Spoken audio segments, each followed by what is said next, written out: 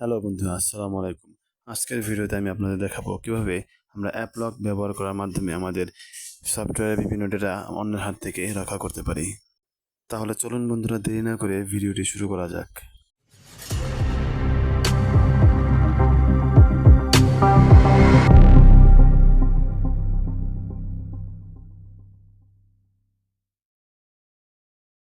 App lock সফটওয়্যারটি download করার জন্য আমরা গুগল প্লে স্টোরের সার্চ বারে গিয়ে অ্যাপ লক লিখে সার্চ করলেই অ্যাপ লক অ্যাপটি চলে আসবে।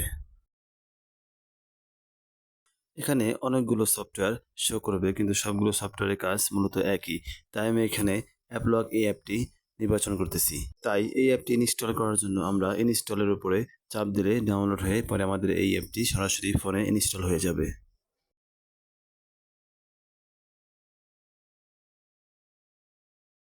অ্যাপটি ইনস্টল হয়ে গেলে নিচে আমরা ব্লু কালার একটি ওপেন বাটন দেখতে পাবো। ওপেন বাটনে ক্লিক করলেই অ্যাপলগে সরাসরি প্রবেশ করবে।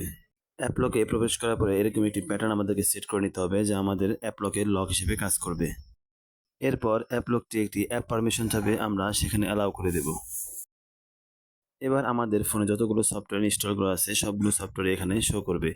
এবার একটু খেয়াল করে দেখব, প্রতিটি সফটওয়্যারের পাশে একটি করে গ্রে কালার তালা রয়েছে।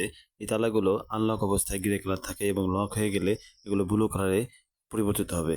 এবার সফটওয়্যারগুলোকে লক করতে গেলে আমাদের দুইটা পারমিশন যাবে। এই পারমিশনগুলো আমরা ভিতরে গিয়ে অ্যালাউ করে দেব। এবার আমরা আমাদের সফটওয়্যারগুলোকে আমাদের সুবিধা মতো যে কোনো প্যাটার্ন দিয়ে লক করতে পারি এবং প্যাটার্ন সেট হয়ে গেলে দেখবো আমাদের কাঙ্ক্ষিত সফটওয়্যারগুলো সবগুলোই লক হয়ে যাবে।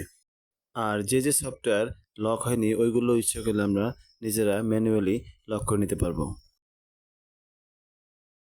এবার চলুন বন্ধুরা, পরীক্ষা করে দেখা যাক আমাদের অ্যাপ লকটি কাঙ্ক্ষিত সফটওয়্যারের উপরে কাজ করতেছে কিনা। এবার কেউ যদি আমাদের মেসেঞ্জার অ্যাপটি অন করতে চায় তাহলে সে কিন্তু পাসওয়ার্ড না জানলে এই অ্যাপটিকে প্রবেশ করতে পারবে না।